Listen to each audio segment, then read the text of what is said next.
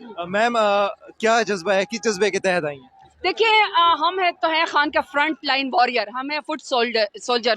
खान ने जो ब्रांड किया है, जो हमें बनाया है, जो शऊर दिया है आवाम को, नौजवानों को जो पार्लियामेंट में पहुंचाया है, इसका मतलब है कि खान साहब भी सिर्फ नौजवानों की जंग लड़ सकते हैं।